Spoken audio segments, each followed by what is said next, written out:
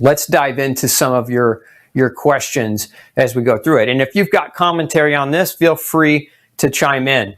Okay, so we got a question coming in on what are my thoughts on nebulized hydrogen peroxide as a treatment for viruses? Melissa wants to know. I don't have an opinion, Melissa, because I've never used nebulized hydrogen peroxide as a treatment for viruses, so I'm not the expert. I don't have any great opinions on that particular type of treatment. Renee wants to know, I know NAC is a precursor to glutathione. However, why wouldn't a person intake glutathione straight into the mouth? It's because glutathione is a tripeptide and it's not very well absorbed by the GI tract. So taking glutathione, you're not going to get as effective of an effect as you will with NAC. NAC is fully absorbed and stimulates the production of your body to make glutathione. So NAC is just much more effective at elevating serum glutathione levels. Can a pregnant woman take high doses of vitamin C? Yes, a pregnant woman can take high doses of vitamin C. Remember, vitamin C, there are no known cases of toxicity of vitamin C, and the reason why is you'll have diarrhea before you ever hit a level of toxicity if you're taking it orally.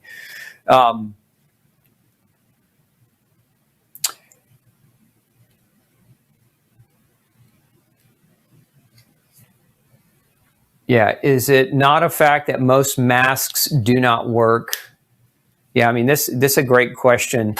You're right. Most masks don't work, this is just another inconsistency, which, makes me question, because originally the government said don't wear masks, right? So originally we were told nobody wear masks, save the masks as PPE for our hospital staff.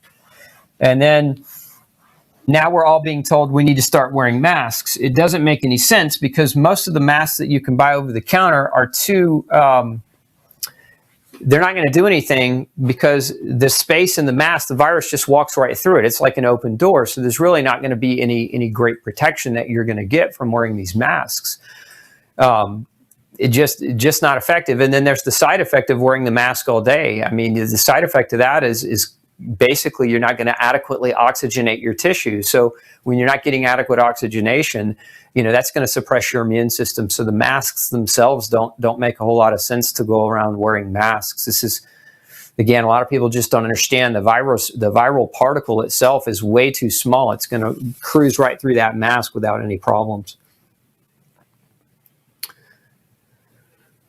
Okay, let's see here. Are continuous glucose monitors, Freestyle Libre 14-day, helpful or harmful in this time of Corona? It depends, Angeline. Why would you want to use a continuous glucose monitor? I would say if you have a continuous glucose monitor because you're a type 1 diabetic and you're trying to control your diet really, really well and make sure that your sugars aren't going all over the place, might be a good idea. But if you're not a diabetic, I don't really know why a continuous glucose monitor is going to be a tremendous benefit if you pay attention to how your body feels. If you're type 2 diabetic, the best advice I can give you is eat phase 2 and no grain, no pain. If you don't know what that means, go pick up your copy of No Grain, No Pain and read phase 1 and phase 2 diets. Phase 2 diet is designed to help. It's designed to help control blood sugar. It's designed to help to stop autoimmune disease. And so, but it works extremely well for controlling blood sugar. So if you're worried about your blood sugars being a secondary or kind of increasing your risk for COVID complication, and that is one of the increased risks for COVID complication, then you really need to have your diet dialed in. Let's see, Mike wants to know, are beans okay in the No Grain, No Pain diet as long as they don't cause intestinal distress for people that can tolerate them? They are, provided that my advice would be to cook the beans very, very well, soak them and drain them a couple of times. That way you get rid of a lot of the different lectins and phytates and other compounds that are in the beans. That way when you eat them, they're less of a digestive distress for you. Is there a way to build the white blood cells that fight any infection? Yes, good, healthy nutrition, adequate sleep, sunshine, and stress control and stress management. It works like a charm. Is there a supplement to take that builds white blood cells? There are a lot that help, white blood cells, but For example, vitamin C is a primary supplement, and it helps to increase natural killer cells. There are a number of studies that show that. L-glutamine is the fuel source for your lymphocytes. So for your lymphocytes to have enough energy to function properly, they need L-glutamine. And this has also been shown in a number of research studies. So those are things that could be potentially helpful for immune support. Let's see here.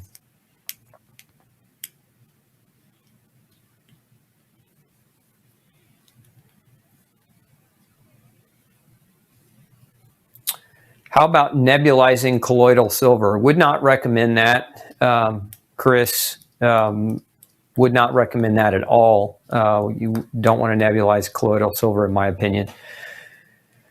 Butis wants to know, how should I take vitamin D and how regular? Well, vitamin D, if you go back, Butis, check out some of my earlier shows that I've done on vitamin D as it relates to the immune support for COVID.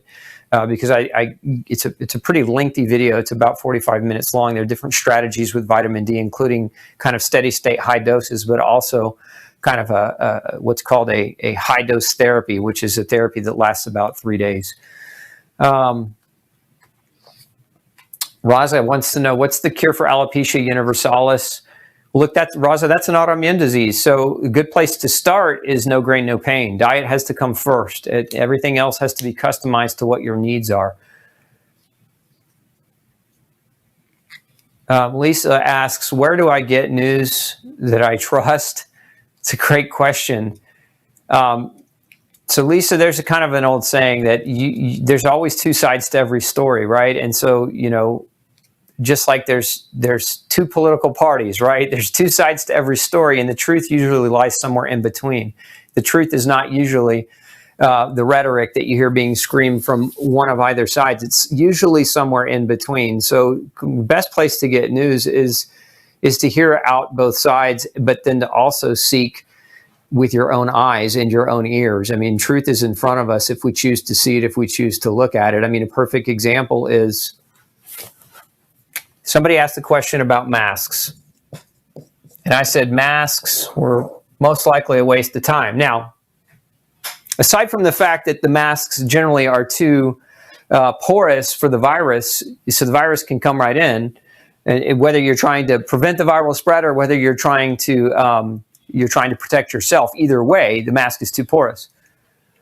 If masks were that critical and COVID were that dangerous, this is what I mean by watching and looking with your eyes. Look what happens every time you see government officials on the podium.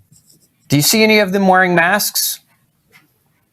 Are they wearing masks when they're up there giving daily briefs? No, not at all. Do you see any of them distancing, social distancing? No. As a matter of fact, do you see that some of them touch their hands to their face? Yes. Hands to face, yes. So, there's something I can't stand, and that is do as I say, but not as I do, right? That type of mentality where somebody is, holier than thou art. They'll tell you what to do, but they won't actually apply it and do it themselves. It's kind of like a fat doctor. Let's just be honest. If you're going to a doctor and they're trying to teach you how to lose weight, but they have, 50 pounds of excess around their own waist, how much can you really trust that? They're telling you to do something, but they really don't know what they're talking about if they can't do it for themselves. It's the same thing with the government. The government, in large part, and again, I'm not political. I'm not saying I hate Trump. I'm not saying I love Trump. Please don't take anything political out of this. This is just true observation. If the government thinks that the disease is so dangerous, then why isn't every representative up there wearing a mask and social distancing and keeping their hands to themselves? And they're not. So you ask me where I get my information. A lot of it is through observation of what's happening and what's playing out in real time. And this is where, you have to,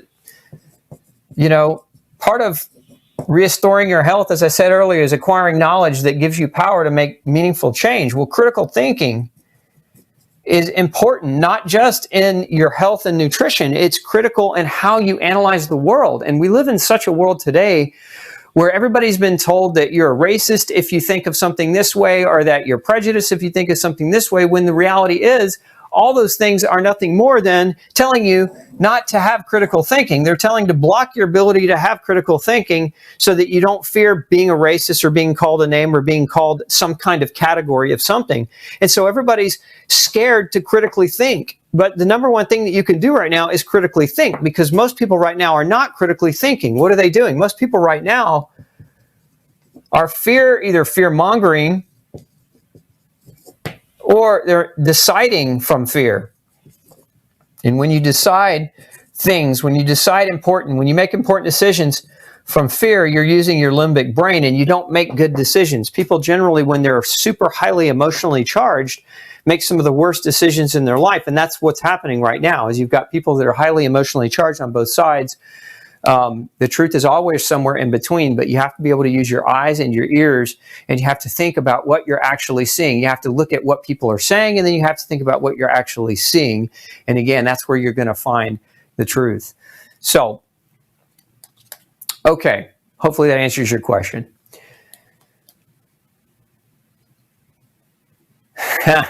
That's a big one. Chucho says, what's the rhetoric about you cannot catch a virus? That's too big of a topic for this. I can lead you down a rabbit hole, Chucho, if you look up, if you want to look at a rabbit hole on that. It's called New German Medicine. And there's a lot of very accurate components to New German Medicine. Do I think New German Medicine is actually 100% accurate? No, but I think there's a lot of truth to what some of those scientists are saying. Let's see here. Opinion on zinc. Zinc is great. I've done several shows in the last month on zinc. If you haven't seen those, go back to our COVID research and support page, which you can go to glutenfreesociety.org/viral outbreak. And you can see we've got about 8 hours of video. Several of those are on zinc and if you're going to take zinc, how much to take and how to get your zinc absorbed more effectively and more efficiently.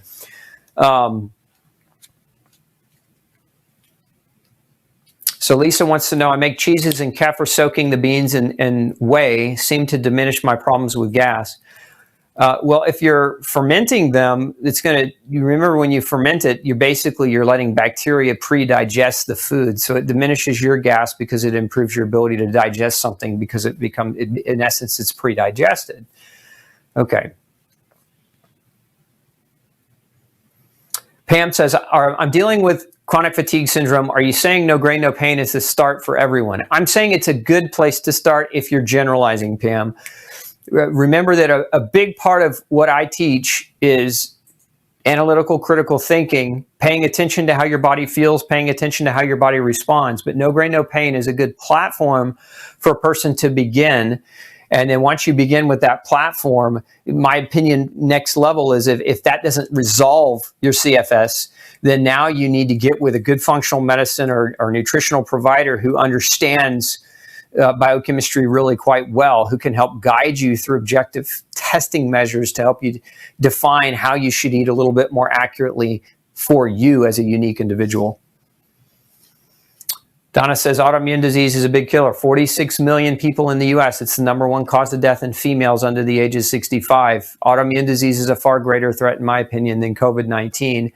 And again, going back to why I'm doing this show tonight, is I believe that the stress of the broken economy is going to lead to a lot of regression in people's autoimmune disease, because one of the triggers for autoimmune disease is stress. Vicky wants to know, my son's SOD pathway is blocked. I'd like to know how you know that his SOD stands for superoxide dismutase, for those of you who don't know. Was it tested? Did he actually have testing that measured, or is this a suspicion that you have? SOD has 3 primary coenzymes that is necessary to activate it, and that's zinc, manganese, and copper. And so making sure, I would say, Vicky, get your son's zinc, manganese, and copper levels measured to make sure that they're adequate to drive superoxide dismutase appropriately, because it's a very potent antioxidant enzyme that's super important for overall health.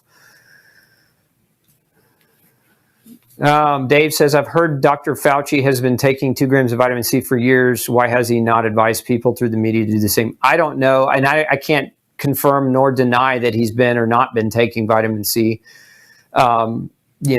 but if he is, why is he not advising people to do it? Well, I would say this, and those of you who aren't in the health arena, maybe some of you listening tonight are, but those of you who are not, you should be aware. One of the things that's happening, again, part of what's happened is that the FDA is sending out letters of threat.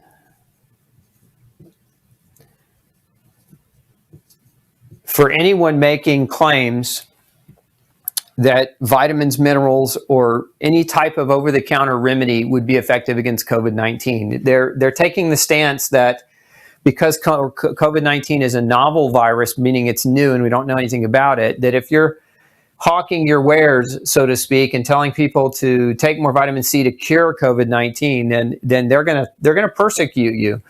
And so that's part of it, is the government is actually suppressing people who are just trying to inform. I know we were censored. I was written up in the New York Post. I was written up in Business Insider. We were censored by YouTube without recourse. They didn't give us a reason. Everything that New York Post wrote about what I said was actually a lie and false. So we know there's that's happening, and we know that there's this that's happening.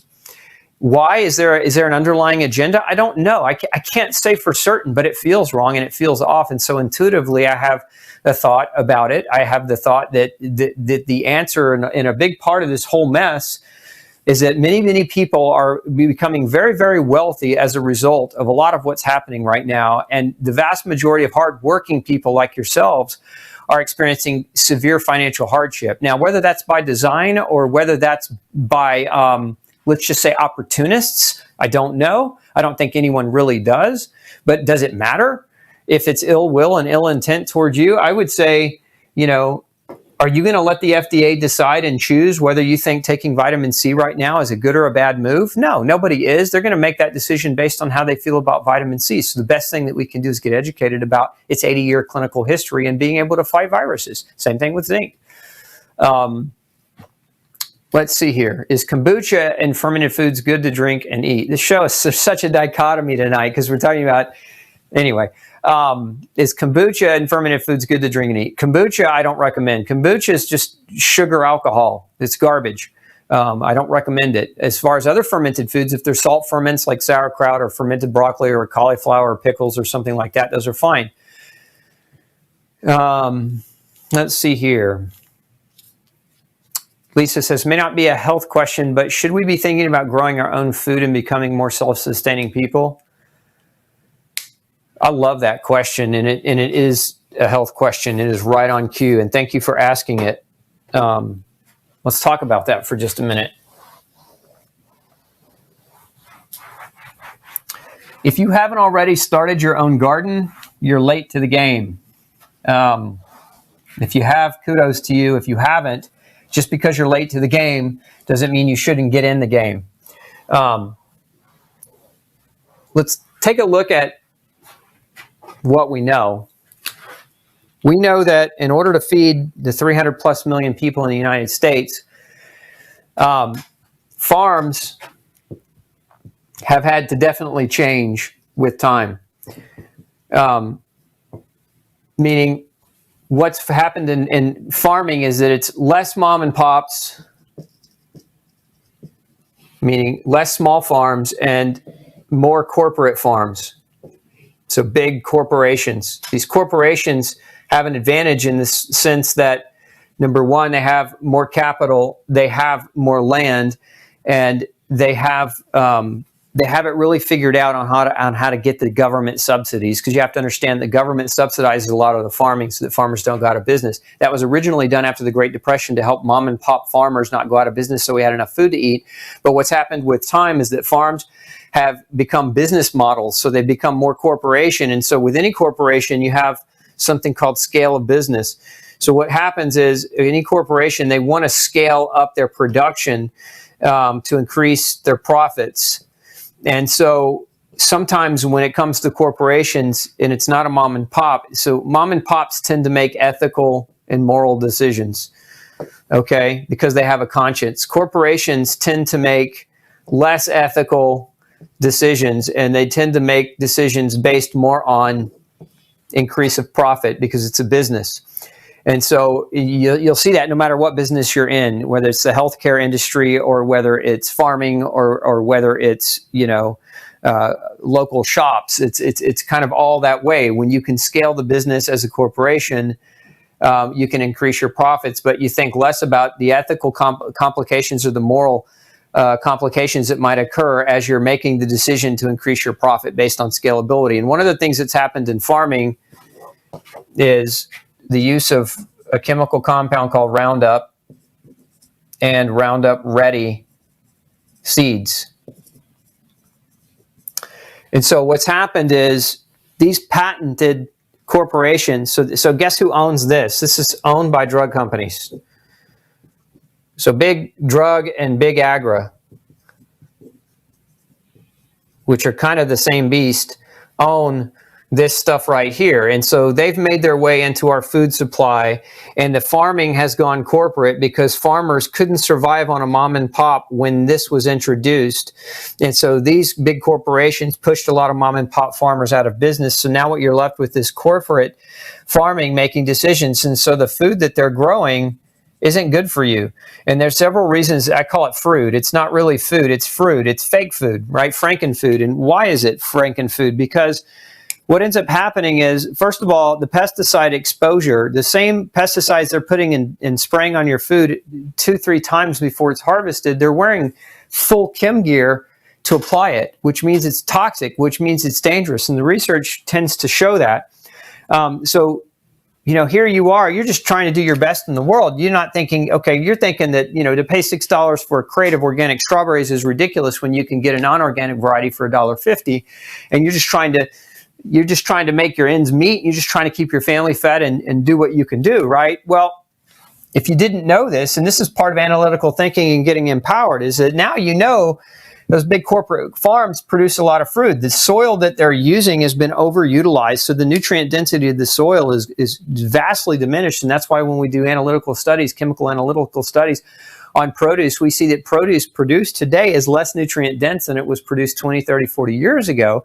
So we have less vitamins and minerals in the food that we eat. Some of the food we eat isn't even real food. A lot of it is corporations, then big corporations then will take that fruit and they will package it in a manner that's consistent with looking healthy. So they'll put, they'll put green labels on it, and they'll talk about how it's all natural, and they'll use what we call in the marketing industry window dressing. They'll say all these wonderful things about it that the average person who doesn't know the difference between all natural, because all natural has no real definitive meaning, right?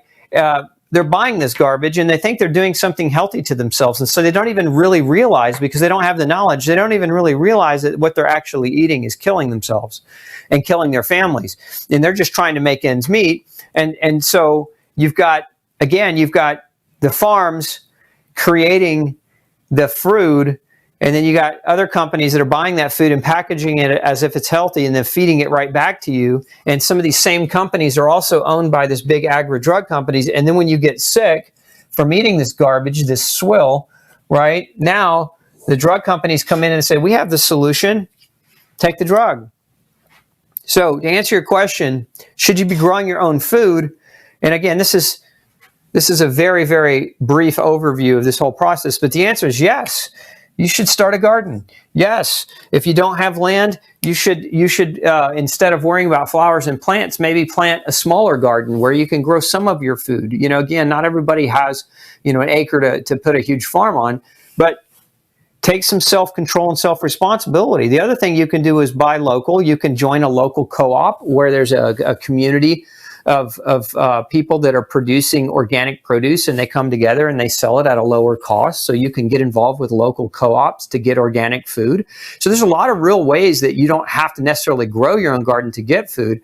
However, when the proverbial, hits the fan and we have the potential for food shortages, if you don't have the ability to grow your own food, or if you haven't, canned enough food, or you don't have enough canned food on hand to get you through a potential time where food shortage could be a very real issue, then this is what I mean by you're late to the game. Right now isn't the time. This should have started already. What you can do now, though, is start learning about it, because at the end of the day, it's your responsibility to make sure that what you're eating is real and not fruit And that means educating yourself about how to do it and take more responsibility about where your food comes from. I mean, we're all guilty of that to a certain extent. So I'm not pointing fingers at necessarily anyone in particular. I'm just simply saying we've all let big corporations gain our trust and sell us things that aren't good for us.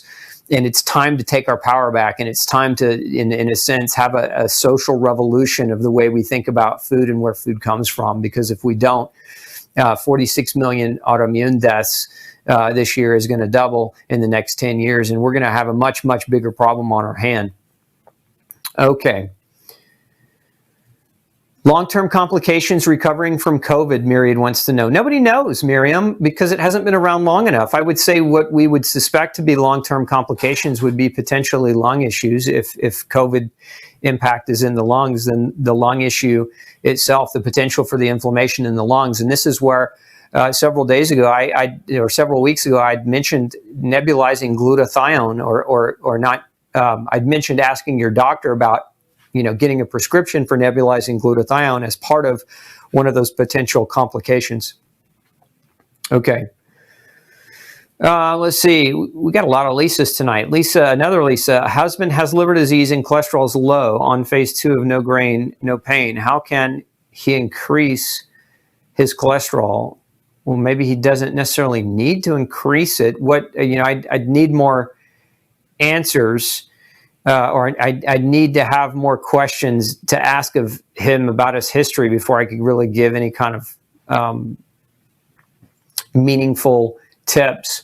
But if we're just talking about dietary wise, remember cholesterol, 75% of cholesterol is produced as a result of the liver and 25% of it is dietary. So, I mean, yes, you can get more cholesterol through your diet, and that is one thing you could do more is eat more cholesterol.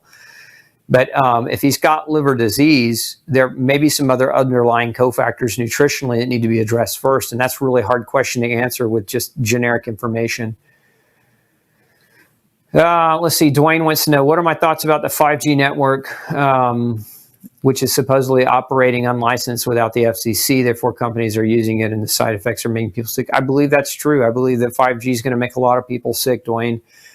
And this goes back to, I sent out an email. Those of you who aren't on my email list, you should be. If you want to stay informed and educated and become empowered, you need to go over to glutenfreesociety.org and sign up for my newsletter so that you can, receive information from me on a regular basis. I just sent out an email today about a major summit event where there are about 40 different experts on biology and energetics and physics and the hard sciences that are going to be talking about the implications of 5G on human health. And if you don't receive my emails, go subscribe so that you can get that, because I would encourage you to watch that event. So, I mean, there are theories out there that people are saying, hey, the 5G is the cause of COVID. And I don't think we can say that, because there are places where COVID exists, where COVID's rampant, where there are no 5G towers. So I don't think you can say that. You can't blame, you can't really blame COVID on 5G. Are there some overlaps? Potentially, yes, possibly so. Can 5G affect the lungs? Yes, it can. But again, I don't think we can make the 100% overlap there. Margie says, would you trust organic berries from the USA from the same farm that sells the exact same berries in non-organic farm? I would trust them less, Margie. This is why I grow my own berries. I've got several berry bushes as part of my home farm, and I would trust more organic berries from a local co-op than I would from a mass production farm.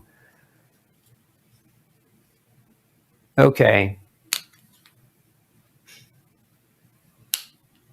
My husband needs to take 2 tests. Would you recommend him waiting to go to the labs to prevent from being exposed to the coronavirus?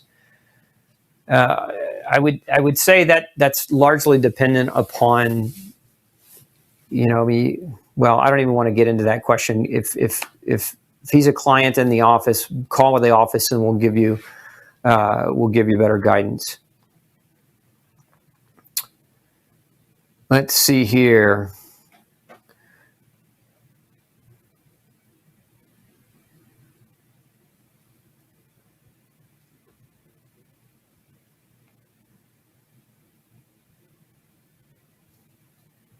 Brigitte says, I found out my aircon is full of black mold. I stopped using it. My sinuses and airway have been really sore since. It's been summer here in Australia, and the aircon was on daily, and I'm afraid I have mold in them. What is the best way to treat mold in the sinus? The best way is to identify it first. Ask your doctor to culture your deep sinuses. They can do a culture and analyze it for mold. If it was in your air conditioning unit, you might actually have somebody come out and test to see what kind of mold was in your AC unit, because if you suspect you've got mold in your sinus from your AC unit, that might be another way to absolutely figure out, it out.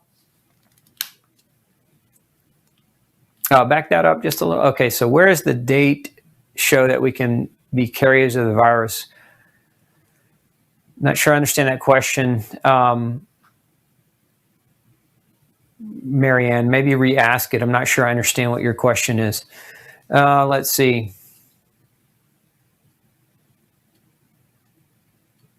Yeah, I like that idea. Laura says, here in Spain, thanks for sharing your knowledge and wisdom. What about publishing No Grain, No Pain in Spanish? We're after the publisher. We've told them, we've sent them numerous, we get requests daily from around the globe, especially from Spain and from Mexico and other Spanish-speaking countries, about getting No Grain, No Pain published in Spanish. So keep writing in, and we'll keep sending those on to our publisher, and hopefully they'll do something about it.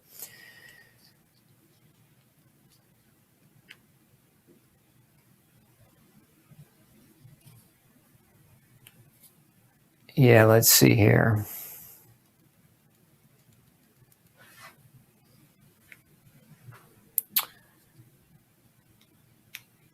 What do you recommend to get dry nuts and fruits from? I recommend, if you're buying nuts, if you're following a grain-free diet, buy them in the shell. Ideally, buy them in the shell, because in the shell you have less risk for potential cross-contamination. And generally speaking, the shell, if they're not organic, it's definitely going to be reduced, because those hard shells are not going to allow for that penetrance so much. And a lot of the bigger trees, the nut trees, are not, they don't spray them super heavily.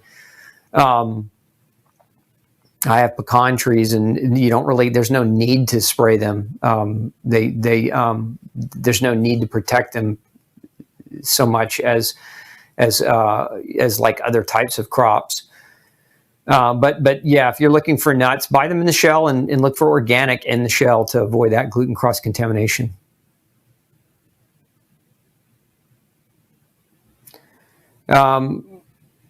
Let's see here. Will boosting your lymphatic system help in this time? And if so, how do you recommend to do so? There's no boosting your lymphatic system, Tinker. The thing is, the lymphatic system is, think of it as a system of vessels that run through the body, and they carry your white blood cells to different areas, to your lymph nodes, to concentrate in different areas. So like, as an example, your tonsils, if you still have them, are part of your lymphatic system, and they swell when you get an infection or when you have an issue. They swell with white blood cells, because those white blood cells are there to protect you. So how do you boost that lymphatic system? How do you make it work? You've got to make sure it stays circulating really, really well. So one of the best things you can do is stretch and move your body, because unlike your bloodstream has the heart to pump it, your lymphatic system has movement and motion and activity to pump it. So some people get on rebounders, like little rebounding trampolines. It's a great way to move your lymphatics, but you don't need necessarily even a rebounder. You can run in place, jog in place, do burpees. There are a lot of different motions and exercises and calisthenics, jump ropes, jumping jacks that you can do that's going to circulate your lymphatic fluid really well. Sitting on your keister all day long is one of the worst things you can do for your lymphatic system. Let's see. Since I have fibro, do I have to worry about corona? Karen, I'd say everybody needs to be concerned about corona, but because you have fibro, I'd say, is fibromyalgia an immunosuppressant issue? Not so much. It depends on how many medications you're taking for the fibro pain. That's when you're really going to run into the secondary complications of increased risk. Again, depending on the class of medicines that you might be using as a treatment option. Keep going down. Let's see.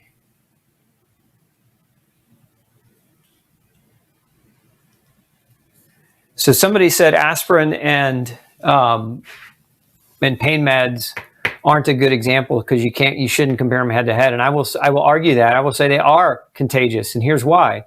They're contagious because they're dispensed without thought. And so how many hundreds of thousands of doctors do you have that recommend this class of medication without thinking about the potential for the damaging side effects? You do have a contagion. It's just not a person-to-person contagion the way we think of a viral disease or a viral spread. It's a government-sanctioned, physician-sanctioned spread without thinking about it. So in my opinion, that's actually even more dangerous. And it is a good comparative. Let's see here.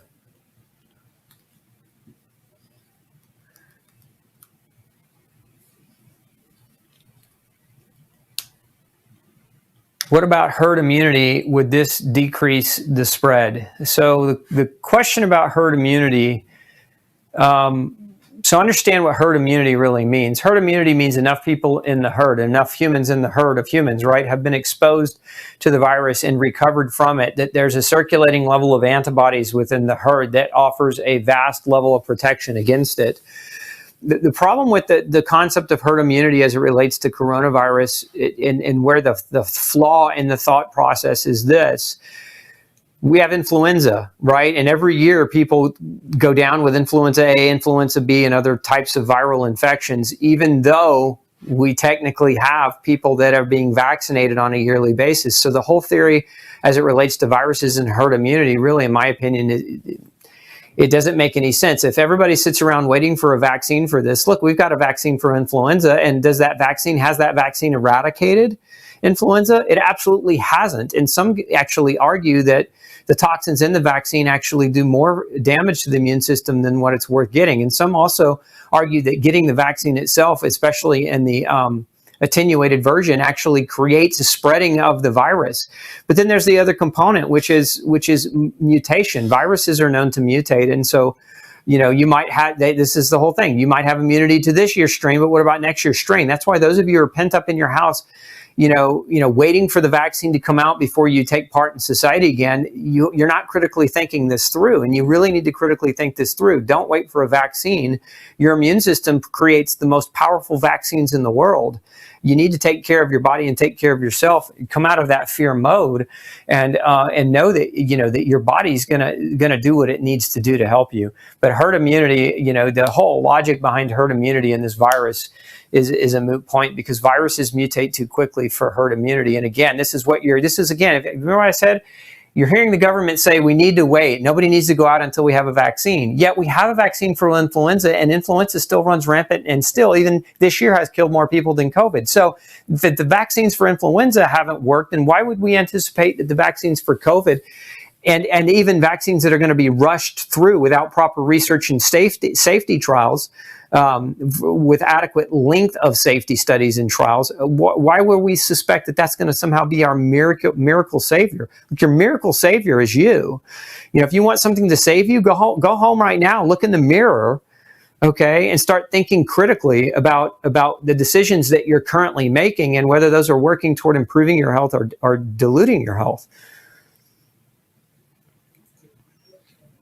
Yeah, so another Lisa says, recently read an article about aspergillis mold causing increased risk of death in COVID patients. Yes, it can be true, because aspergillis can actually grow in the lung tissue and can create a heck of a problem for people. So it is one of those things that if you're exposed to aspergillis, it increases your risk. You are one that is at greater risk.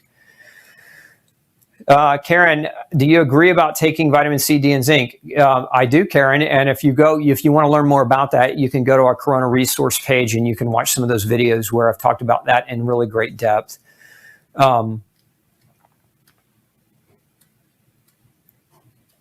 Let's see here.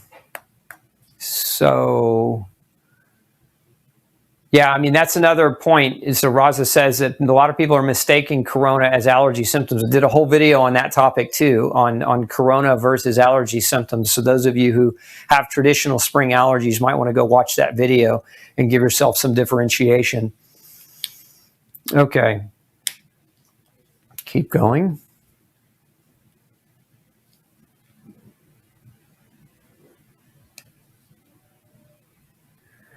Patty, that's another can of worms you just opened up. So Patty says, how do we know if the vaccine coming out has the RFID chip? Good question. You know, that's another thing. To me, when you pass your self-responsibility, like when I said go look in the mirror, I really meant that for a lot of different reasons. Number one, go look in the mirror because you are the only person responsible for yourself. And unless you're a child, you are the only person responsible for yourself. And if you give over your power, if you choose to ignore knowledge and give your power to somebody else, whether it's that somebody else is a vaccine or somebody pushing or pimping out a vaccine or pimping out a drug, you understand what you're doing is you're giving your power to that, and you're putting your hope into something like that instead of putting the power in the hands of where it belongs. You have the power. Your body has the power. You need to harness it. You know, one of my favorite quotes is from an old football coach. For those of you who are old enough to remember the Houston Oilers football team here in Houston before the Texans, his name was Bum Phillips, and what he used to say is, potential means you ain't done it yet. And what does that mean? That means your body has the potential to heal and repair itself and to protect itself. The potential, mind you. But the potential, right, where you don't access the potential through choice, because that's where your potential comes from. Your potential comes from intelligent choices over time.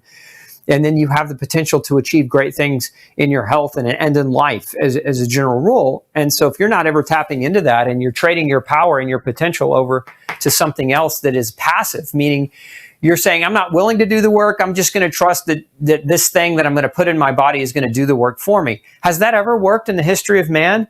Can you think of one pill, potion, elixir, or anything that has ever worked to the level that has profoundly impacted the world? I can think of really only one example where we've taken a passive drug and it actually saved lives the way it was intended to, and that's with the use of antibiotics for true infections. But beyond that, pretty much every other drug is not solving the issue. It's masking the symptom, and it's not the same thing. Suppressing the symptom so that you feel better is lying to yourself so that you can keep having bad behaviors ultimately. And so again, going back to knowledge is power.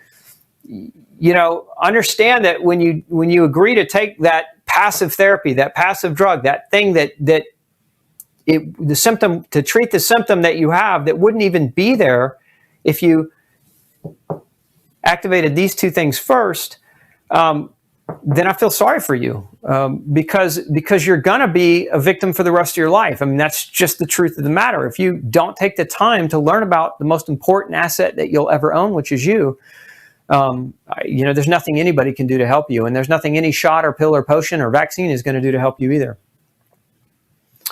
Okay, I think we're out of time.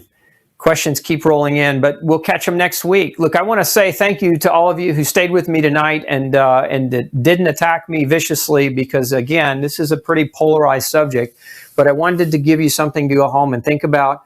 I wanted to give you the ability to start looking at this critically and help you feel empowered that you have the ability. All of you watching tonight have the ability to question what the authority is saying. You all have the ability to change. And you all have the ability to take control of this situation in a manner that best suits you and your freedom. So I would encourage you all to think about that before you so willingly give up your power and trust that the knowledge that's being fed to you is 100% accurate. Read between the lines, analyze both sides. Both sides are right and both sides are wrong. And we can all work together to come to some type of place where this outcome is going to be hopefully best for everyone's health. So wishing you an excellent week. We'll see you next Monday for another episode of Pick Dr. Osborne's Brain.